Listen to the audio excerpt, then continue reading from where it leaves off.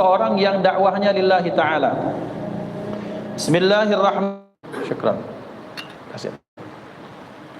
Yang betul-betul manusia itu adalah ulama yang mengamalkan ilmunya dan ikhlas dalam beramal. Kemudian beliau ditanya famanil muluku, terus setelah itu siapa raja-raja? Maka raja-raja itu disebut oleh Ibnu Mubarak az-zuhadu fid dunya. Mereka lah orang yang zahid, yang zuhud di dunia ini. Kemudian ketika ditanya fafanis safalatu, dan siapa orang yang rendah derajatnya, maka dinyatakan qala alladzina ya'kuluna ad-dunya bi'ilmihim wa 'amalihim wa dinihim. Orang yang dia mengambil jatah dunia, dia memakan dunia baik dengan ilmu maupun amalnya. Ikhwan dimuliakan Allah Subhanahu wa taala, bahwa kemarin kita telah bahas tentang siapa itu ulama il-amilun al-mukhlisun. Kita sudah bahas siapa itu raja, yaitu mereka adalah orang-orang yang zuhud di dunia. Maka kemudian sekarang kita akan membahas siapa orang-orang yang rendah. Orang-orang yang rendah menurut Ibnu Mubarak adalah orang yang memakan dunia dengan cara dia jual ilmunya, dengan cara dia jual amalnya, dengan cara dia jual agamanya. Na'udzubillah.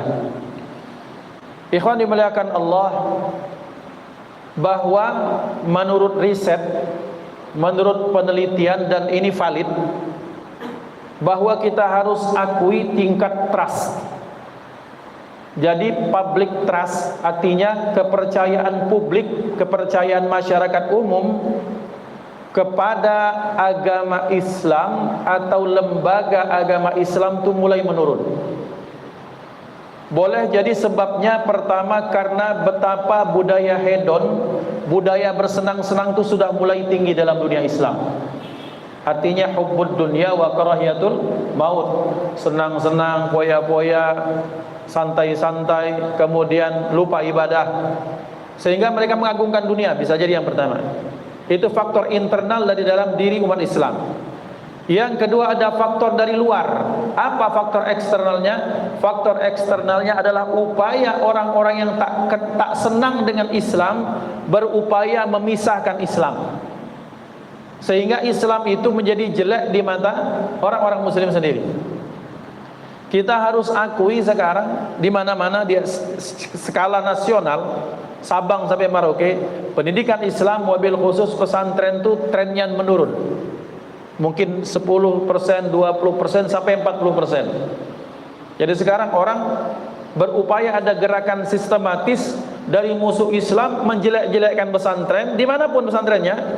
Kemudian menganggap pesantren kumuh, pesantren ini, pesantren itu, kemudian sehingga orang-orang lapisan bawah yang punya anak akhirnya mereka takut masukkan ke pesantren.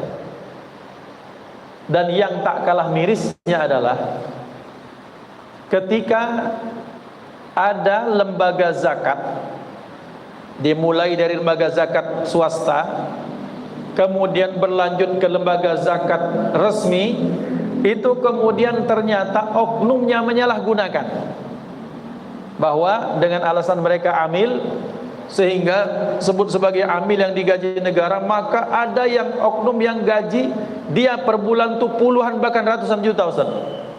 Sementara mereka ini ngurus zakat umat. Sehingga kemudian secara sistematis yang betul-betul mereka planningkan, mereka rencanakan, sehingga mereka menyerang Islam sedikit demi sedikit. Maka ikhwan dimuliakan Allah, hasilnya adalah betapa banyak umat Islam terutama di kalangan muda sudah mulai malas menjalankan agama. Na'udzubillah. Maka berarti menjadi tugas bagi kita semua untuk mengembalikan kepedulian dan kepercayaan publik ini terhadap Islam. Dengan cara apa? Ya dengan cara kita menyampaikan, ketika kita kerja kita memberikan contoh yang baik. Kemudian sebagai muslim kita mencontohkan akhlak yang baik, bagaimana bermuamalah yang baik. Bahwa ketika kita memberikan contoh yang baik, maka saat itu juga kita sedang mendakwahkan Islam. Maka ikhwan dimuliakan Allah SWT, tapi ternyata ada oknum-oknum yang kemudian dia menjual agama. artinya dia mengambil keuntungan dari amalnya, artinya kepercayaan orang terhadap dirinya. Misalnya ini sudah lama terjadi dan mudah-mudahan sudah semakin habis atau sedikit, bahkan mudah-mudahan betul-betul hilang. Tahun 2001, tahun 2003 Al-Faqir berangkat haji. Kemudian ada kasus terdengar ke telinga kami dan betul terjadi. Ada orang yang kemudian dia nilap uang badal, uang dam. Kan satu pesawat itu kan setiap orang kalau hajinya tamattu. Haji tamattu itu artinya hajinya umroh dulu baru haji, itu dikenakan dam dalam syariat Islam. Apa dam? Menyembelih hewan, kambing, sebagai bagian dari aturan Islam. Maka ada orang yang kemudian dia masuk, kemudian dia melobi-lobi ketua kloter. Ini tahun 2001 saat itu. Kemudian setelah diserahkan oleh ketua kloter yang lugu dan percaya, diserahkan semuanya dam satu kloter. Bayangkan 350 real dikali orang 450. Setelah itu orang itu hilang. Nah, ini artinya memanfaatkan kepercayaan umat pada dirinya sehingga kemudian dia mengambil keuntungan. Ada yang kemudian, ini konteks haji ini karena sudah mendekati musim haji. Ada orang yang kemudian ketika dia cari badal 6-7 Ustaz, dia gawe kan, tadi gawe kepada. Padahal dalam Islam badal haji itu bahwa satu orang untuk membadalkan satu orang. Tapi dia terima semuanya banyak-banyak. Entah dia ngulo besok gitu, jadi calo badal, atau yang saya dengar bahkan ada yang dia mengerjakan 3 badal sekaligus, naudzubillah. Nah, kata Ibnul Mubarak, serendah-rendah manusia adalah orang yang menjual agama untuk tujuan dunia. Maka sekarang kalau kita berseliweran di medsos, di media sosial, kita akan temukan betapa banyak orang yang menggunakan istilah, dia saking bencinya dengan perilaku orang-orang seperti ini, kemudian dia bilang, oh dasar orang jual agama. Padahal yang seperti itu mungkin tidak semua. Pelakunya mungkin 1, 2, atau misalnya pelakunya sampai 20, tapi dibandingkan dengan berapa 280 juta umat Islam Indonesia, itu sangat sedikit sekali.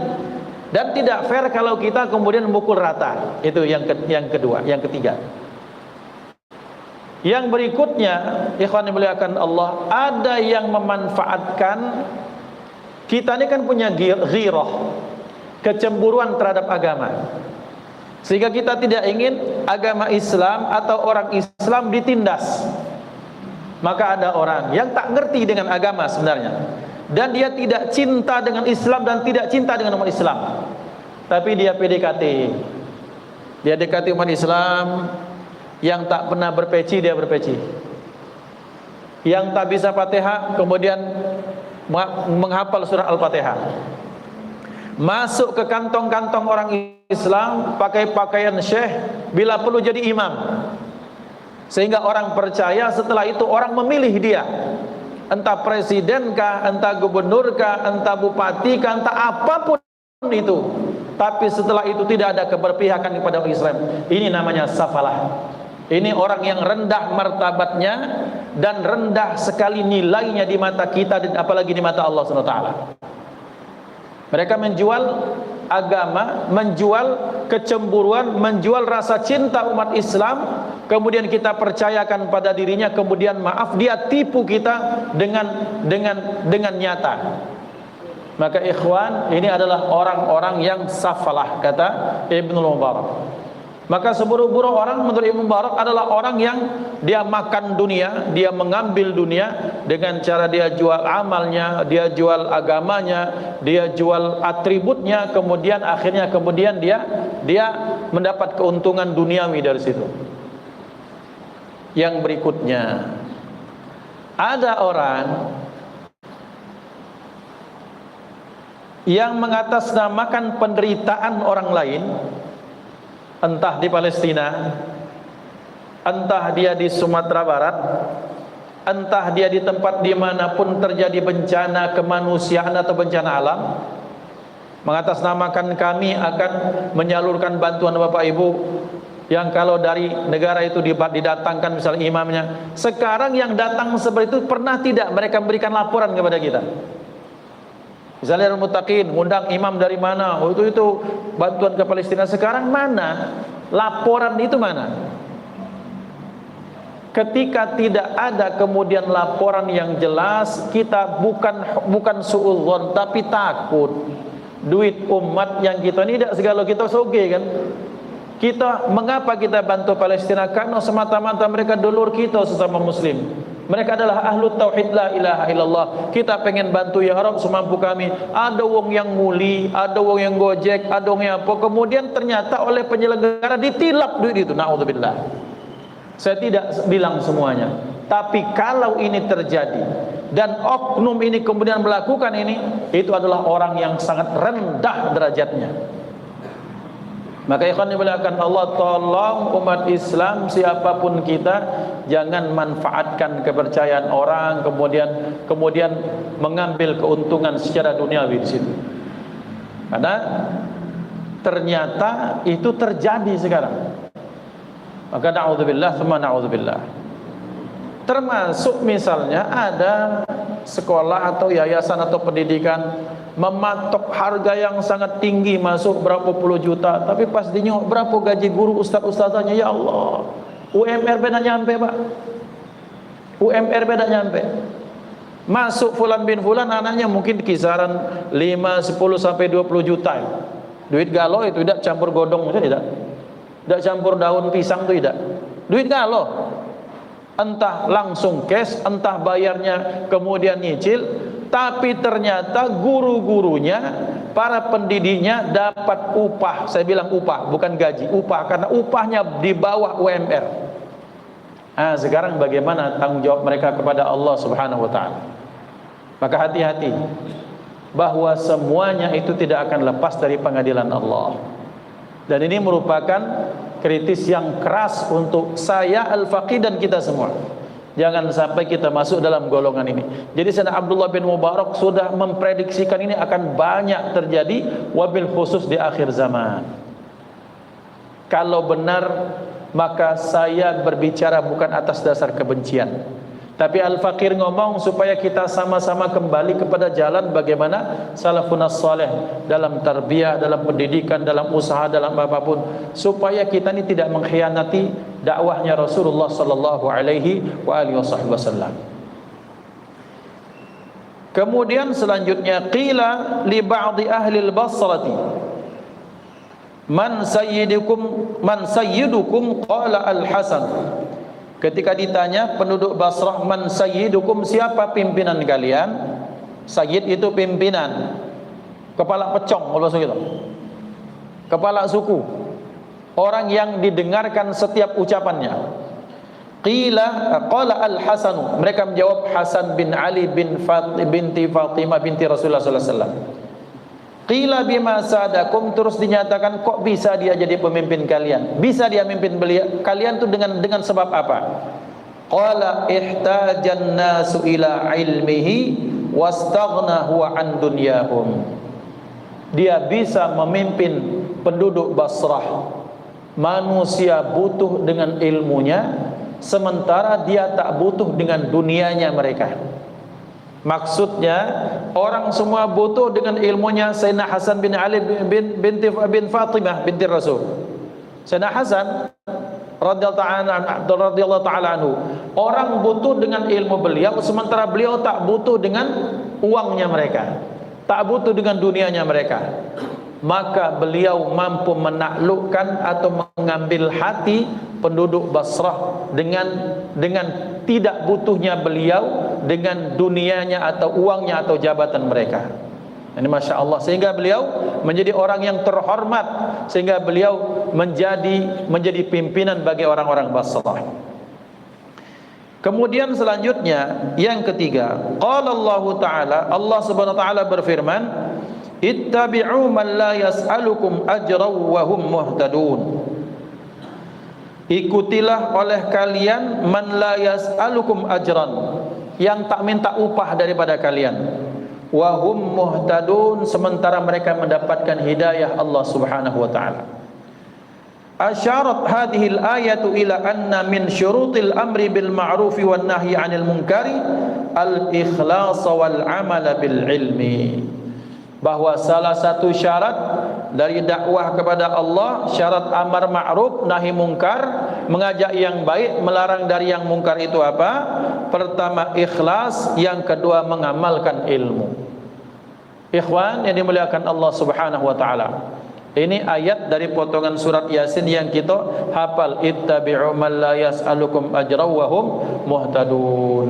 Jadi kalau kita nak nyingok, kalau kita ingin mengambil guru, kalau kita pengen kemudian menyandarkan ilmu dan nasib kita di akhirat kelak, maka kita lihat bagaimana pergi kehidupannya. Mata duitan ni dak wong ini. Kalau dikit-dikit tolong baca dah. Aku ni lagi apa baca dah. Bukan berutang minta dengan segala apapun. Baik ini berarti kalau menurut konsep surat Yasin ayat 21 ini macet ini. Dia memanfaatkan kepercayaan dan cinta orang lain dengan dia manfaatkan, dia ambil dunia dari mereka. Sementara Allah menyatakan kalau nak melok-meloki orang yang dia jelas-jelas dapat hidayah, punya ilmu, mengamalkan ilmunya, kemudian dia tidak menarik keuntungan dari mereka. Perkara kalau murid ngenjuk itu sudah lain, tapi dalam hatinya tidak ada rasa pengen minta-minta, menengadahkan tangan, itulah orang-orang yang wajib untuk kita ikuti. Maka ikhwan dimuliakan Allah Subhanahu wa taala. Karena mengapa? Karena ada jenis orang yang sedikit-sedikit memanfaatkan ini, sedikit-sedikit memanfaatkan itu. Aji mumpung dekat dengan ini, mumpung dekat dengan itu. Pokoknya butuh apa? Pokoknya ujung 8 lah pokoknya. Dikait galau. Ngambil keuntungan dari sini dari situ, terus seperti itu. Maka yang seperti ini dalam konsep tarbiyah ini tak patut untuk diikuti. Ambil ilmunya, ambil yang baiknya. Tapi kalau kita kemudian percaya sepenuhnya sampai kita menjadikan dia sebagai murabbi atau sebagai mursyid atau apa, ini tidak masuk dalam kategori ini. Yang berikutnya, yang keempat, lamma taraka Bishrunil Hafi al-julusa li imla'il hadithi qalu lahu madza taqulu li rabbika idza qala laka yaumal qiyamati lima la tu'allimu ibadil ilma faqala aqulu lahu ya rabbi qad amartani fihi bil ikhlasi wa lam ajid fi nafsi ikhlasan. Imam Bishr al-Hafi, Bishr yang bertelanjang kaki, kita sudah bahas itu. Beliau ini orang yang dia setelah pertaubatan beliau, setelah beliau kembali ke jalan Allah, maka beliau tak pernah pakai alas kaki, tak pernah pakai sepatu, tak pernah pakai sendal. Tapi karomahnya beliau di satu kota itu semuanya, di Baghdad itu, di Baghdad, maka di situ mau onta, mau keledai, mau kuda, mau bighal, mau kucing ataupun mungkin anjing misalnya kalau ada, maka semua tak berani buang kotoran sembarangan. Kenapa? Allah jadikan Baghdad saat itu bersih dari kotoran hewan gara-gara Bishr al-Hafi, memuliakan Bishr al-Hafi. Ini luar biasa karamah beliau. Maka beliau menyatakan, diceritakan bahwa ketika beliau meninggalkan kursi tampuk jabatan untuk apa? Liimla'il hadis, untuk menulis hadis, untuk ngajar, untuk menyampaikan hadis, untuk halaqah ta'lim seperti ini misalnya, kemudian beliau tinggalkan. Sudah beliau insihab, beliau mundur dari jabatannya. Kemudian ditanya, wahai Bishr, kalau engkau lakukan ini terus nanti kelak di akhirat, apa yang akan engkau jawab ke hadirat Allah Subhanahu wa taala? Kalau Allah nanya kira-kira sudah, wahai Bishr, kenapa engkau tinggalkan mengajar hadis, yaitu merupakan kalam Rasulku, kira-kira seperti itu. Maka dia menjawab, ya Rabb, sungguh engkau telah memerintahkan aku untuk berikhlas dalam banyak hal, dalam segala hal. Sementara aku menemukan diriku tidak ikhlas. Nah, ikhwan yang dimuliakan Allah, pantas tidak orang yang dapat karomah seperti tidak ikhlas? Itu rasanya itu akan bertentangan secara logika dan bertentangan dengan realitas sejarah, fakta sejarah. Imam Bishr al-Hafi melakukan ini bukan karena beliau tak ikhlas, Tapi beliau sedang protes kepada kebiasaan oknum-oknum saat itu yang mereka menjual agama. Dikit-dikit cari keuntungan, dikit-dikit cari cuan, dikit-dikit kemudian memanfaatkan, dikit-dikit ujung lapan, dikit-dikit ini, dikit, intinya UUD, ujung-ujung duit. Ujung-ujungnya mengambil keuntungan dari situ. Maka beliau insihab dan beliau kemudian dengan terang-terangan meninggalkan pekerjaan itu, bukan karena tak cinta dengan hadis, bukan tak cinta kepada umat Rasulullah sallallahu alaihi wasallam. Buktinya setelah itu beliau tetap mengajar kepada orang, tapi dengan tidak mengambil keuntungan dari situ. Beliau sengaja melakukan itu bentuk protes orang pintar dan cerdas kepada orang-orang di sekelilingnya. Di mana di saat itu kemudian terjadi marak, orang saat itu pengen semuanya minta ini, minta itu, minta ini, minta kenaikan segala macam. Minta kenaikan. Kenaikan gaji itu bukan tugasnya ustaz. Menaikkan gaji itu barokah, itu tugasnya yayasan. Kan seperti itu ya. Jangan dibalik. Karena begini konsepnya, ada guru ngaji itu tugasnya ngajar dan ikhlas. Tapi tugas wali kemudian jangan macet. Sampai 6 bulan, sampai setahun tidak dibayar ke misalnya. Nah, itu macet namanya. Nah, takutnya jangan salah pasang. Yang gurunya masang-masang tarif, kemudian orang tua wali masang ikhlas. Katanya dengan alasan guru ngaji itu harus ikhlas. Lah terus mana kalau guru ngaji ikhlas dari pagi sampai ke petang sampai berbuih-buih mulut. Sampai sibuk ngajar anak kita ngaji, dia tidak sempat mencari maisha misalnya. Tidak pacak dimakan ikhlas dalam konteks itu. Maka jangan salah pakai. Urusan naik ke gaji itu pemerintah. Urusan naikkan gaji itu tugasnya yayasan, tugasnya pimpinan. Sementara kita guru mengajar dengan baik. Tapi kadang-kadang kebalik. Yang guru empacak ngomong, kamu tuh harus ikhlas semuanya. Terus kalau disuruh ikhlas semalam kita nak hidup pak. Utang nunggu, token listrik bunyi, SPP nak dibayar. Utang numpuk misalnya. Nah ini terjadilah ketidaksinkronan. Maka ikhwan yang muliakan Allah, ini yang terjadi. Maka Imam Bishr Al-Hafi sengaja meninggalkan jabatannya yang sangat gemuk dan basah sebenarnya saat itu. Bukan apa-apa, tapi dia menyatakan, ya Rabb, engkau perintahkan kami untuk ikhlas. A'udzubillahi minasyaitonir rajim. Wa ma umiru illa liya'budullaha mukhlishina lahuddin. Dan tidaklah kita ini diperintahkan kecuali untuk apa? Dalam beragama kita ikhlas dalam melakukan apapun, termasuk dalam ta'lim, dalam dakwah, dalam mengajar. Maka ya Rabb, karena engkau memerintahkan aku ikhlas, sementara aku orang yang tak ikhlas ya Rabb. Tak mungkin wali itu tak ikhlas, tak mungkin orang yang mulia itu tak ikhlas, pasti ikhlas. Tapi beliau sedang protes kepada orang-orang sekitarnya yang ujung-ujung adalah minta duit, minta duit, minta duit. Nah ini yang disampaikan oleh Imam Bishr Al-Hafi dalam kitab Tanbihul Mughtarrin. Kemudian selanjutnya yang kelima, bab yang berkaitan tentang ikhlas. Qala al-Imam an-Nawawi rahimahullahu taala, wa minad dalailis sarihati ala riya'il alimi an yata'adza mimman yaqra'u alaihi idza qara'a ala ghairihi. Dalam kitab At-Tibyan dan Al-Manhajus Sawi dinyatakan, Al-Imam An-Nawawi radhiyallahu taala anhu menyatakan termasuk dalil yang jelas, termasuk bukti yang jelas atas riaknya seorang yang alim, atas riaknya seorang oknum ulama. Dia merasa sakit hati, dia merasa emosi, dia merasa tersinggung kalau ada muridnya belajar sama yang lain. Ini tanda-tanda riya. Karena kita kan bahas tentang ikhlas nih. Maka lawan daripada ikhlas salah satunya adalah riya. Maka kata Al-Imam An-Nawawi radhiyallahu anhu, tanda orang yang tak ikhlas, tanda orang yang riya dalam konteks ini adalah orang yang punya murid, terus muridnya menghilang berapa lama, terus ngaji sama orang lain, terus dia tersinggung. Padahal ya ikhwan, kalau orang, setiap ulama, ustaz, para da'i, itu mereka punya pikiran seperti ini. Tugas da'i, tugas orang yang berdakwah, tugas para pelanjut risalah Rasulullah, berupa amanah, berupa warisan Rasulullah itu, tugasnya kita punya kewajiban untuk menyelamatkan umat Nabi Muhammad sallallahu alaihi wasallam. Maka ada yang kebagian tugas darul muttaqin, ada yang kebagian tugas di mana? Di mushola, di masjid.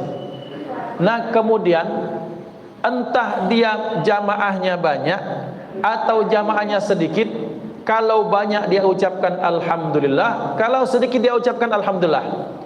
Karena kenapa? Karena dia sedang menjalankan amanah, menghilangkan beban yang ada di pundaknya kelak, supaya akan dimintai tanggung jawab oleh Allah kelak di akhirat. Maka orang kalau punya sudut pandang yang sama, bahwa tugas saya adalah untuk menyelamatkan umat Rasulullah, dan ternyata salah satu umat Rasulullah yang selama ini belajar kepada al-faqir, kepada saya, ternyata dia belajar kepada ustaz yang lain, maka dia akan mengatakan alhamdulillah ya Rabb, bahwa dia tidak lagi di majelis saya, tapi ternyata dia tetap belajar untuk memperbaiki dirinya, dan ini juga merupakan kewajiban saya yang diambil atau diemban oleh saudara saya ustaz yang lain. Itu kalau orang berpikiran waras, berpikirnya dengan iman. Tapi kalau mikirnya mikir cuan, misalnya dalam kita ini ada ustaznya harus dapat jatah, kamu harus 50.000 kalau, sehingga berkumpul 100 murid di saat yang sama, terkumpul misalnya 5 juta atau 50 juta, hilang 10, nangis dia, hilang 10, marah dia. Karena kenapa? Karena potensi duitnya itu hilang. Tapi orang kalau tidak mikirnya ke sana, 100 orang ini kemudian dia ngaji, terus 100 itu berkurang 10, tinggal 90. Ternyata 90 belajar ke tempat yang lain, dia ngomong alhamdulillah. Ternyata umat Rasulullah tetap terselamatkan, bisa diselamatkan oleh saudara saya ustadz yang lain, karena dia lari itu bukan dari majelis saya ke tempat maksiat, tapi dia lari dari majelis saya ke tempat majelis yang lain. Maka kata Imam An-Nawawi, tanda salah satu alim ulama yang riya atau yang tak ikhlas, dia merasa sakit hati kalau ada muridnya atau orang yang biasa ngaji pada dia terus ngaji di tempat lain. Bukannya dia bersyukur bahwa alhamdulillah budak ini senang dengan majelis, dia pengen dapat ilmu di sini, tapi dia pun pengen dapat ilmu di sana. Itu kan kita kan senangnya mah itu. Tapi tidak, ada orang ngapok sana, sehingga kemudian dia menjelek-jelekkan majelis lain, dia menjelekkan ustadz yang lain, dia menjelekkan apapun itu, karena supaya muridnya lagi itu kembali kepada dia, yang ujungnya dia mencari apa? Mencari keuntungan dari situ. Wal-'iyadzu billah.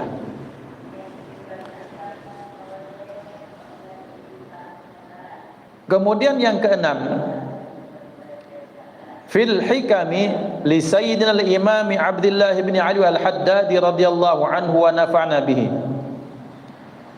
Berkata Sayyidina Imam Abdullah al-Haddad dalam kitab hikam beliau menyatakan, kalamu ahli al-ikhlasi was-sidqi nurun wa barakatun wa in kana ghaira fasihin, wa kalamu ahli takallufi warriya'i zulmatun wa wahsyatun wa in kana fasihan. Imam Abdullah Al-Haddad menyatakan dalam kitab Hikam Haddadiyah, perkataan orang yang ikhlas itu, maka di situ kita akan mendapatkan apa? Nur wa barakah.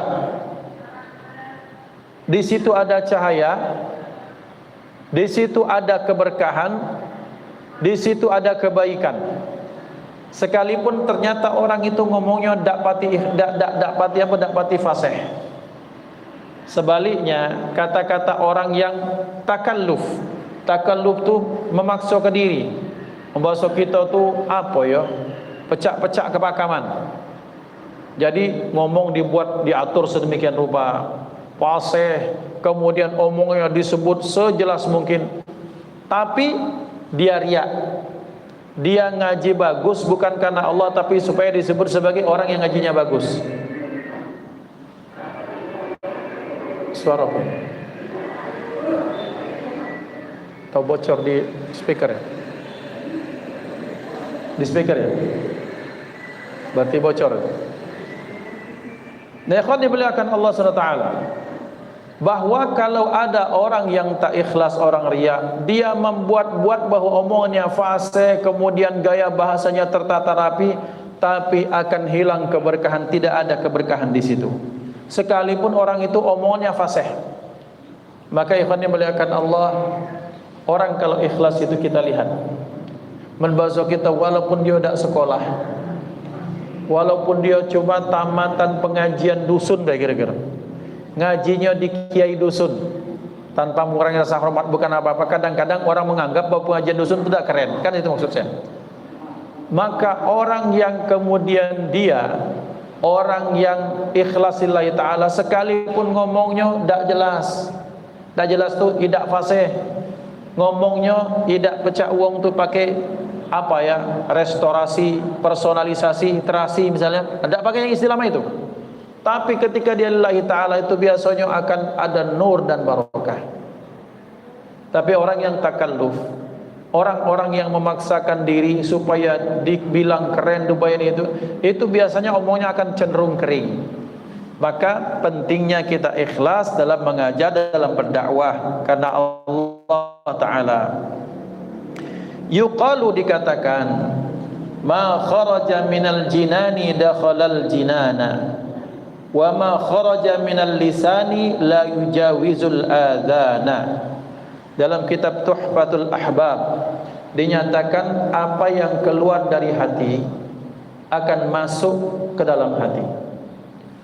Apa yang keluar dari lisan, dari lidah semata-mata tanpa ada dorongan dari hati, maka dia tidak akan bisa melewati azan telinganya.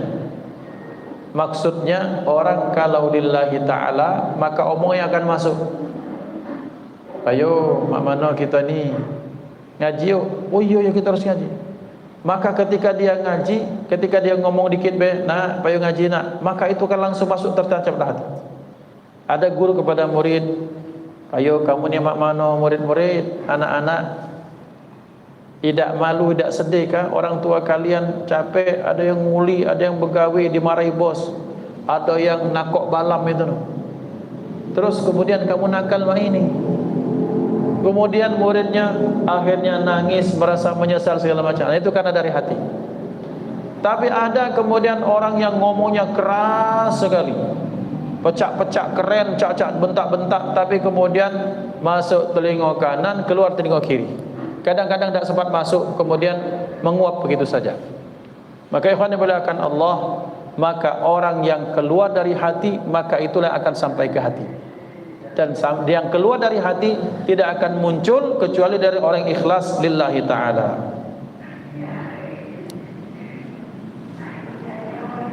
Kemudian selanjutnya, qila li ba'dihim ma balu ulama'is salafi kanat tu'athiru mau'izatuhum wa laysa kadzalika ulama'ul waqti, faqala sababu dzalika anna ulama'as salafi kanu ayqadhan wan nasu niyamun wal mustayqidhu yuqidhu an-naima wa ulama'ul waqti niyamun wan nasu mauta wan naimu la yuqidul mayyita.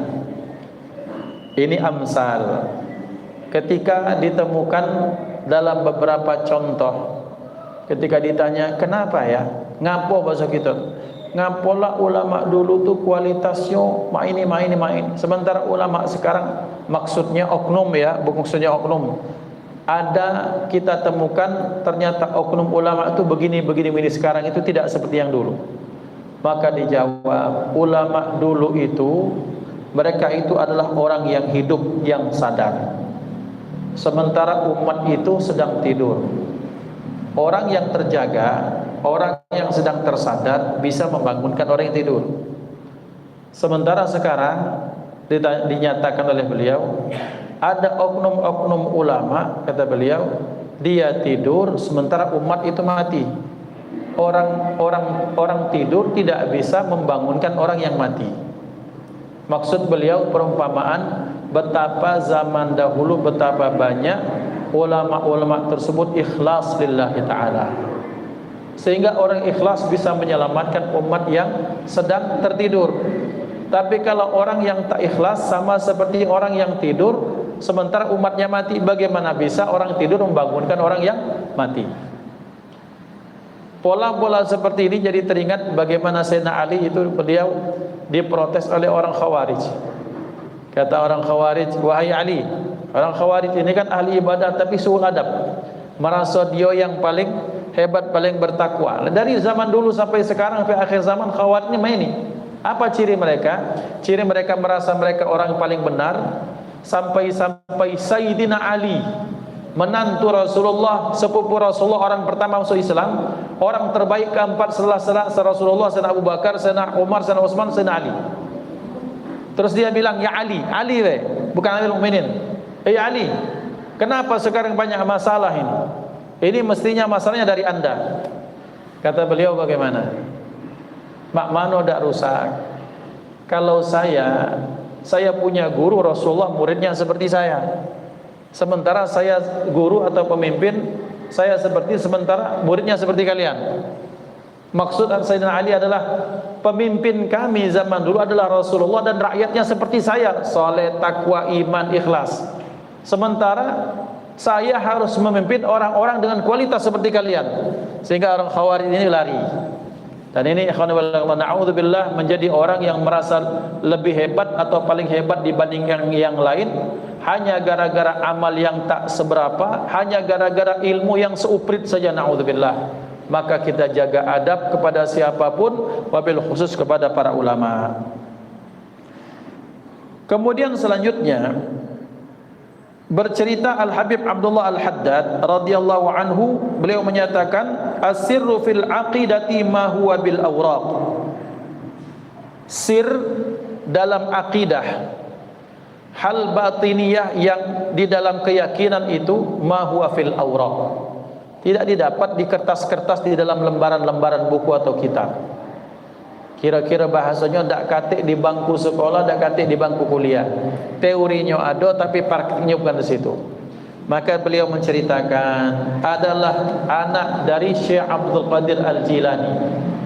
Beliau karena pengen mendapatkan martabat maqam yang tinggi, maksudnya di tengah masyarakat sebagaimana ayahnya, maka dia belajar bahasa Arab, belajar nahwu, sorof, balaghah, dia belajar syair, dia membuat syair-syair yang tinggi, sehingga supaya dia mendapatkan tempat yang tinggi, mendapatkan perhatian yang banyak dari masyarakat sebagaimana ayahnya beliau.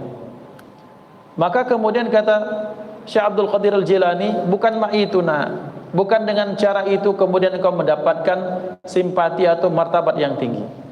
Maka dia minta izin supaya ceramah, tidak diizinkan. Tapi kemudian ngotot, kata Syekh Abdul Qadir, silahkan. Maka kemudian dia ceramah dengan bahasa yang indah, dengan bahasa yang hebat, dengan syair, dengan apa-apa. Apa yang terjadi? Orang semuanya ribut. Oi, siapa ini? Turun. Ngomong tak jelas, ngomong cak kepakamannya, diturunkan. Minta Syekh Abdul Qadir Al-Jilani. Maka kemudian diceritakan Syekh Abdul Qadir Al-Jilani menyatakan, beliau ceramah.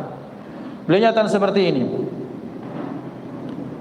Tadi malam istriku itu memberikan ayam di satu wadah itu dari tempat yang dari tanah liat itu, maksudnya dari wadah di tanah liat.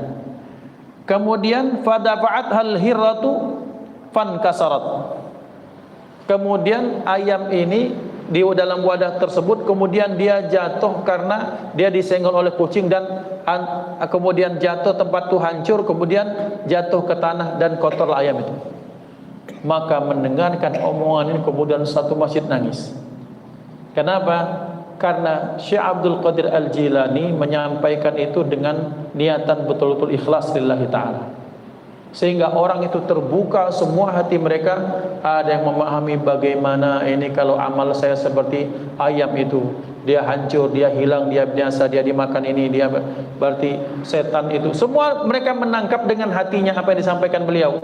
Padahal omongan beliau itu omongan yang bagi kita poin. Tapi karena yang dibicarakan itu keluar dari hati, maka semuanya sampai satu masjid semuanya menangis, membayangkan jangan sampai amal kami sia-sia, sudah hidup muslim mukmin beramal tapi kemudian hilang gara-gara setan atau gara-gara ketidakikhlasan kami. Hakata ikhwan yang dimuliakan Allah Subhanahu wa taala, bahwa betapa ternyata ikhlas sangat penting dalam setiap amal, wabil khusus dalam tadris dan dakwah ilallah taala. Insyaallah kita akan lanjutkan di kesempatan kedatang باذنillah.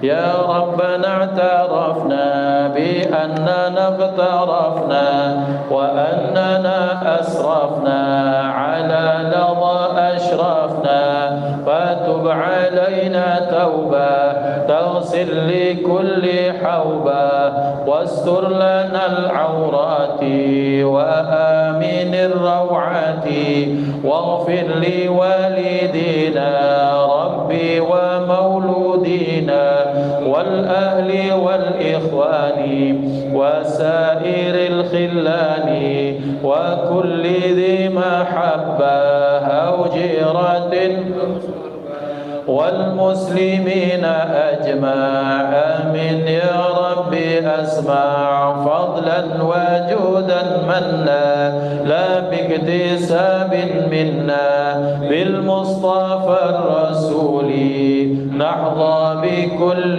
سول صلى وسلم ربي عليه عد الحب وآله والصحب عداد طش السحب والحمد للإله في البدء والتناهي سبحان ربك رب العزة عما يصفون وسلام على المرسلين والحمد لله رب العالمين ثم السلام عليكم ورحمة الله وبركاته.